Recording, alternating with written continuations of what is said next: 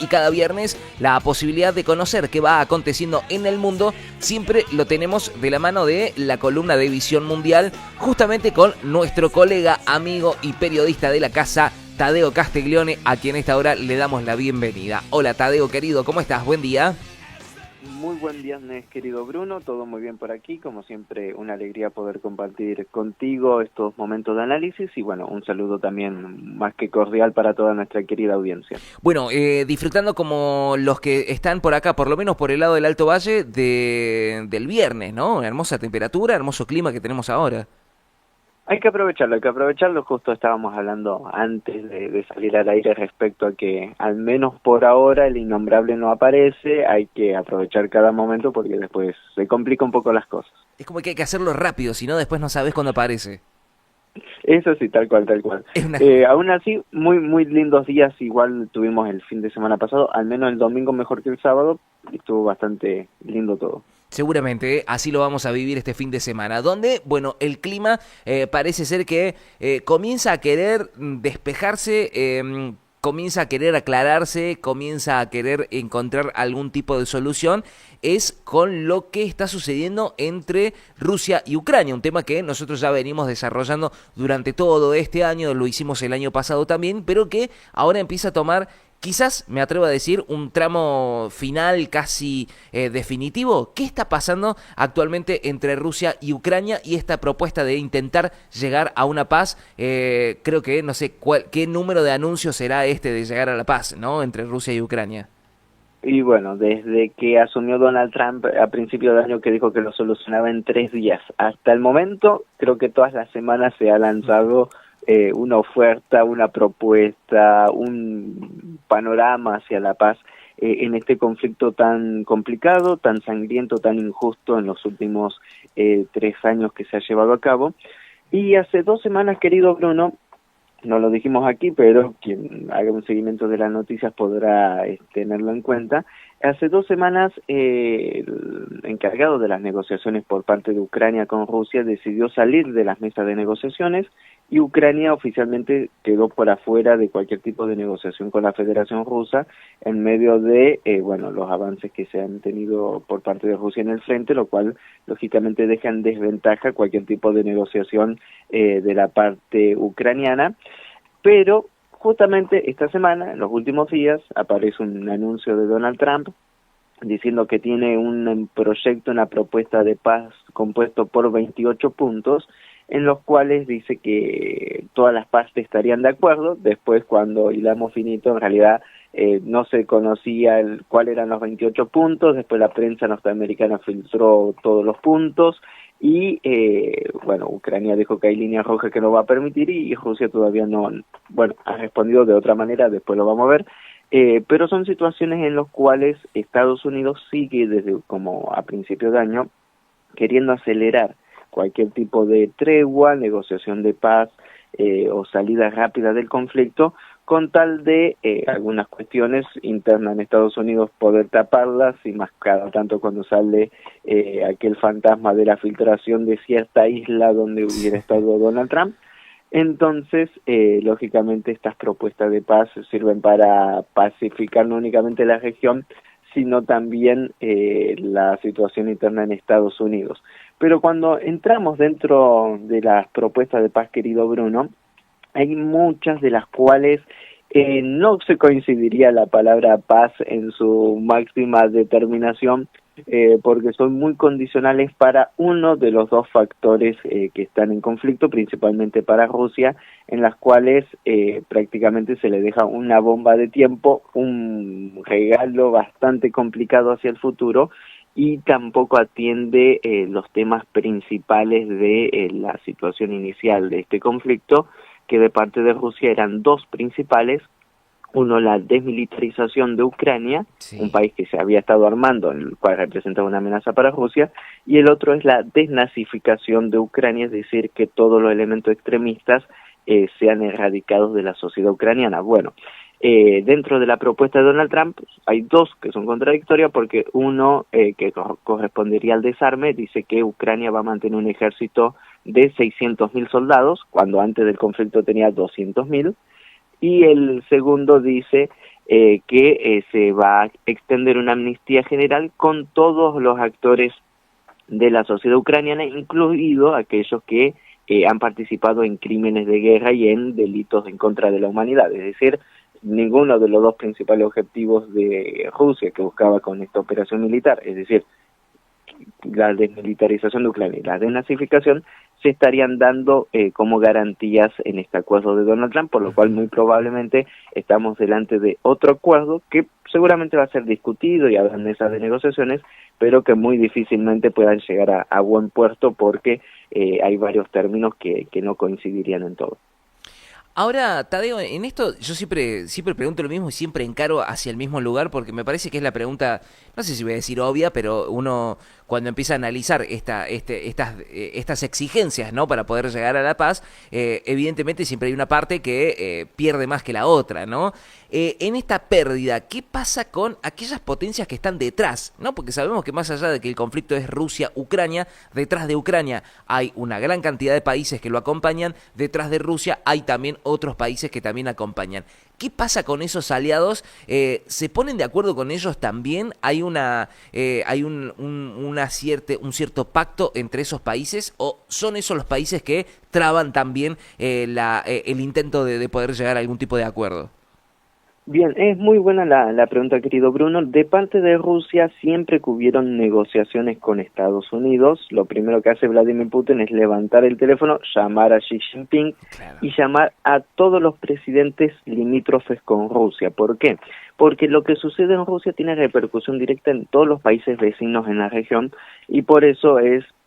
importante que todos estén al tanto de lo que se está hablando y de lo que se está tratando, como a la misma vez de que tal vez hayan algunas posiciones conjuntas. Lógicamente Rusia es la definitiva en todos estos arreglos, pero aún así eso lo hace de muy buena voluntad Vladimir Putin, que podría directamente no hacerlo, pero debido a su esquema estratégico de alianzas es necesario hacerlo. Ahora, ¿quiénes quedan afuera en cualquier tipo de resolución? Fijémonos que no está el factor europeo. Dentro de la resolución de Donald Trump se le da una garantía a Rusia de que Ucrania no va a entrar a la OTAN, pero que sí Ucrania va a entrar en la Unión Europea, que va a tener prioridad, y que la reconstrucción de Ucrania se va a hacer a base de un fondo internacional, de europeo principalmente, que será directamente proporcional a los aportes que puedan hacer cada país dentro de la Unión Europea para la reconstrucción de Ucrania, es decir, le estaría dejando casi el muerto. Y en el acuerdo, esto es textual porque es casi bochornoso, Donald Trump dice que se van a utilizar los activos congelados rusos para la reconstrucción de Ucrania, en los cuales Estados Unidos se va a quedar con una comisión de beneficio del 50%. Creo que no hay una comisión de beneficios del 50% por parte de ninguna transacción internacional transparente que se quiera hacer, y es bastante llamativo cómo se siguen cobrando algunas cosas unos con otros. Dentro de estos factores europeos que quedan por afuera de la mesa de negociación, recordemos que todos los países europeos han estado firmando importantes contratos de defensa con Ucrania, de proveer armamento futuro y demás, y también todos están muy endeudados con esta situación, de tal manera que es muy difícil afrontar la situación de seguir manteniendo a Ucrania cuando es un verdadero desguace para las economías europeas, y a la misma vez en medio de un hecho de corrupción gravísimo que salió a la luz a través de todos los medios internacionales en Europa y en Estados Unidos respecto a la corrupción del gobierno de Zelensky, que de parte también creo que es motor y aceleración de estas propuestas de negociación y de paz para tratar de salir del apuro de acusaciones que tarde o temprano también pueden terminar salpicando tanto a la gestión de Donald Trump como a las gestiones europeas, que dieron dinero sin ningún tipo de control a Ucrania, que se terminó desviando en paraísos fiscales, y todo esto incluso haya generado la renuncia de muchos ministros en Ucrania y el exilio de dos de los principales asesores de Zelensky, que están actualmente exiliados en Israel, sabiendo que Israel no tiene extradición, por lo cual ahí van al menos 10.000 millones de euros de ayuda de parte de la Unión Europea hacia el gobierno de Zelensky. Entonces, en medio de toda esta situación, se abre esta posibilidad, hay que ver cómo se aborda, pero tenemos una Unión Europea muy desdibujada, y recordemos que fue el principal ángulo de conflictividad. Tanto la Unión Europea como el Reino Unido son los principales personajes que siguen apostando a la continuación de este conflicto. Creo que también lo hemos relacionado con el conflicto entre Israel y Palestina, ¿no? Uno dice, bueno, ok, se llega al acuerdo de paz, se firma, hay ciertos puntos que se empiezan a cumplir, pero detrás de eso quedan las personas, los líderes que estuvieron frente a ese conflicto, que seguramente van a tener que empezar a responder por todo lo que hicieron durante el proceso que duró el conflicto bélico, ¿no? Yo creo que acá la pregunta será qué va a pasar con Zelensky, ¿no? ¿Cuál será el destino final de este muchacho que, bueno, ha sido utilizado, ¿no? Tanto de un lado como del otro, y quedará, bueno, a la... ¿Quién va a saltar a cuidarlo o a protegerlo a Zelensky una vez que esto termine? Claramente, querido Bruno, y eso es también una de las partes de las principales acusaciones de que Rusia no se quiere sentar a negociar con Ucrania porque es un gobierno ilegítimo, ya se venció su mandato, tiene mandato extendido por decreto, 12 partidos de la oposición totalmente prohibidos en Ucrania, y a la misma vez, algo todavía más llamativo, es que no se van a celebrar elecciones, entonces no se puede negociar con un gobierno ilegítimo. Y a la misma vez Zelensky entiende que mientras se mantenga el estado de la guerra, puede seguir siendo presidente, pero el día que ya no haya guerra, claro, ¿quién te sostiene? Y por eso también vemos poca iniciativa, pocos movimientos de paz por parte de Ucrania, y estas propuestas de Donald Trump, si bien sienta a los actores nuevamente en la mesa, aumenta la presión en ambos sectores, porque propagandísticamente y mediáticamente cualquiera que se retire de una mesa de negociación, por más que esté todos estos puntos en contra, va a ser totalmente, vamos a decirlo, crucificado por los medios de comunicación. Aún así vemos que la situación no estaría para negociación. De parte de Rusia hay un quiebre en el frente y se han hecho importantes avances, por lo cual negociar ahora sería casi innecesario, pero lógicamente también tiene sus repercusiones tanto por las sanciones económicas como también desde la matriz mediática de seguir acusando de ser el responsable de este conflicto. En medio de esto, bueno, ahí lo tenemos a Zelensky un poco también tan valiente en medio de toda esta situación. Bueno, veremos qué es lo que va sucediendo. Ojalá que más allá de toda la cuestión política, económica, yo creo que lo que más importa aquí es la población civil, ¿no? Que viene enfrentando esta situación ya hace mucho tiempo y seguramente ya viene reclamando y exigiendo, ¿no? Que se llegue a un acuerdo de paz para que finalmente las muertes dejen de estar sembrándose, ¿no? En ese lugar tan importante, en esa frontera, ¿no? Tadeu, quería ya dar vuelta una página para irnos directamente a algo que yo durante esta semana lo dije, ¿no? Creo que a partir de estos tratos y este vínculo que ha hecho el gobierno argentino con los Estados Unidos, yo creo que cada vez miramos con más interés, o por lo menos obligadamente vemos qué es lo que hace los Estados Unidos, porque eso seguramente va a repercutir en lo que hacemos nosotros aquí en la República Argentina, ¿no? Prácticamente ya somos una estrellita más dentro de su bandera para los Estados Unidos. Quería preguntarte en esto, ayer vi una noticia que tenía que ver con un lanzamiento, un anuncio que hizo Elon Musk. Recordemos que Elon Musk casi fue una mano derecha, ¿no? de Donald Trump en su llegada a esta nueva gestión de Donald Trump, que luego terminó peleándose y se volvió a abrir, y parece ser que se encara nuevamente la cuestión empresarial de Elon Musk. Hizo un trato con gente de Arabia Saudita, ¿no? Con grandes poderosos de Arabia Saudita, y acá es donde yo quiero preguntarte, ¿qué pasa en esta relación entre los Estados Unidos, los países árabes, este anuncio que hizo Elon Musk, y cómo, insisto, todos estos anuncios que hacen los Estados Unidos en algún momento tienen algún tipo de repercusión aquí con nuestro país? Muy interesante lo que estabas mencionando, Bruno, porque en un mundo tan interconectado y, bueno, Argentina tan desconectada también de la realidad, si papá Estados Unidos se resfría, aquí de rebote estamos en coma total. ¿Qué es lo que ha estado sucediendo en los últimos días? Reunión y cumbre de el príncipe heredero de Arabia Saudí, Bin Salman, con Donald Trump, una reunión importante de gala de honor. Ningún dirigente anteriormente de Arabia Saudí había sido recibido con tantos honores, es decir, una cena de smoking con moño y todo incluido por parte de Donald Trump. Eso es la máxima recibida que puede tener un dignatario en Estados Unidos, muy lejos de la cena informal en la Casa Blanca y demás que ha sufrido el presidente argentino. Y eso significa que hay importantes anuncios, importantes acuerdos en ciernes, entre los cuales se habla de una inversión de más de $1 billón,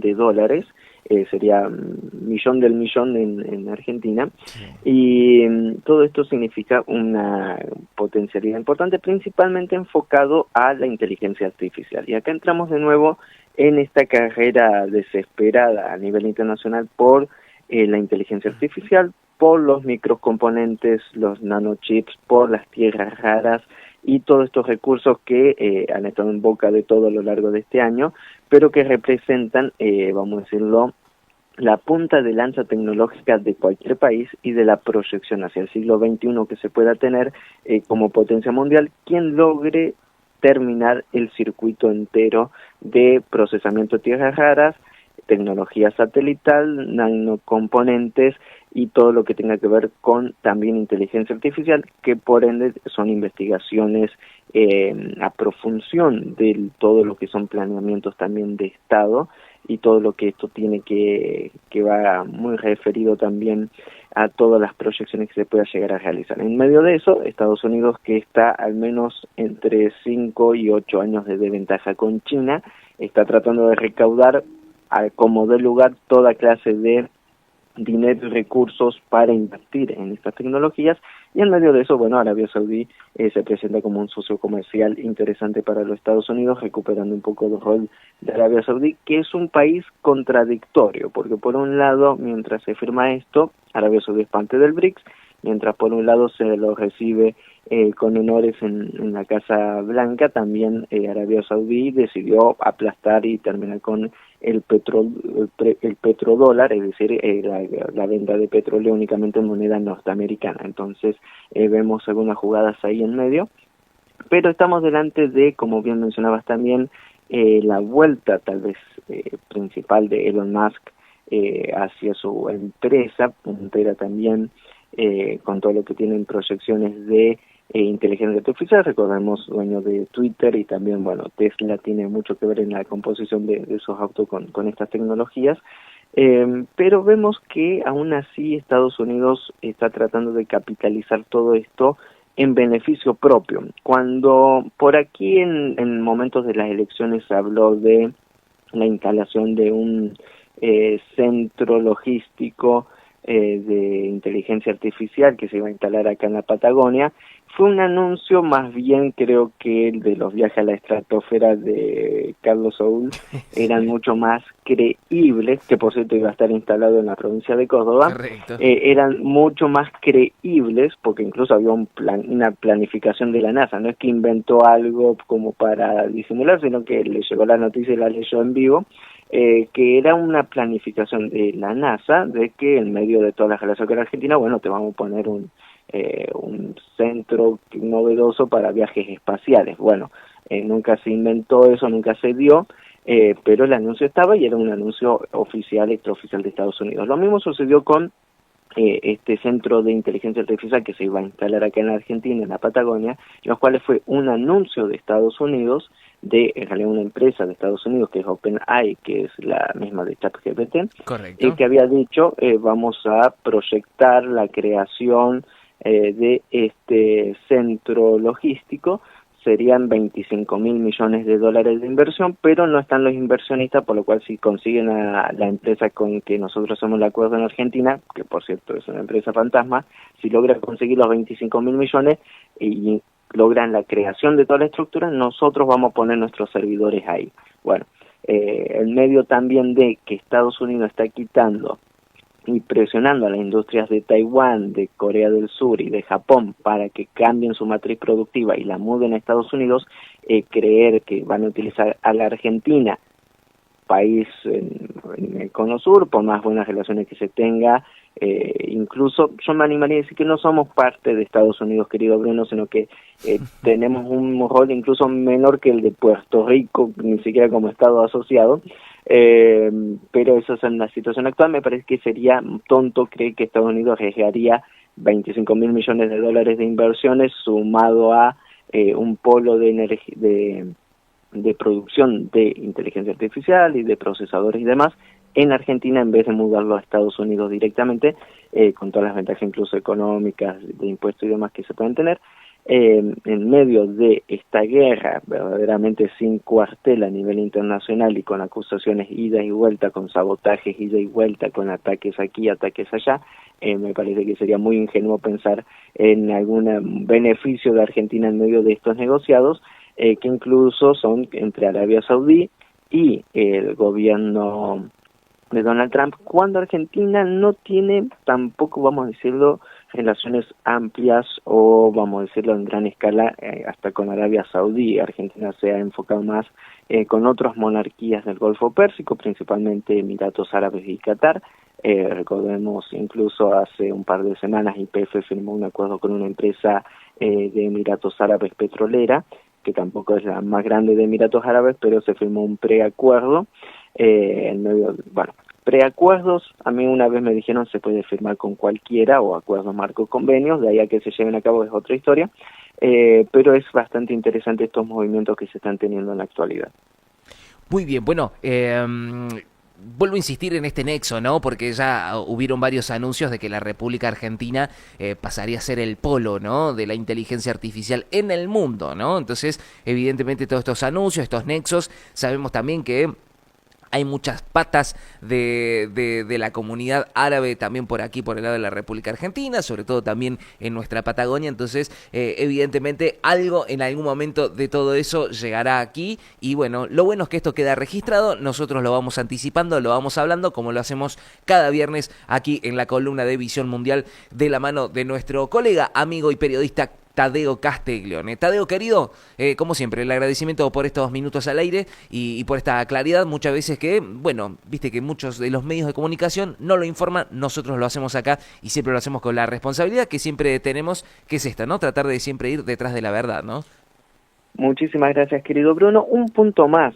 para el desarrollo de la inteligencia artificial y de todo lo que se está hablando se necesita energía barata, cosa que no existe en Argentina, y redes de infraestructura que tampoco tenemos en Argentina. A excepción de que el privado quiera hacerlo, que lo veo muy difícil porque estamos hablando de importantes inversiones previas, es muy complicado que se den algunas de estas transformaciones, más algunos que quieren ponerlo en algún lugar inhóspito en la Patagonia, que todos sabemos cómo son las cosas por aquí. Hay que ver hasta qué punto incluso son realistas algunos de los proyectos. Por lo demás, querido Bruno, un fuerte abrazo para vos, un saludo para la audiencia, excelente fin de semana. Creo que está para disfrutar un poco del río estos días. Sí, señor, hacia allá nos vamos, ¿eh? Abrazo grande, Tadeo, buena jornada para vos. Estuvimos conversando con Tadeo Castiglione, nuestro colega periodista amigo de la casa, haciendo Visión Mundial, la columna de geopolítica, de política internacional, que cada viernes acercamos aquí en la mañana de No la Ven, 8:41 en todo el país.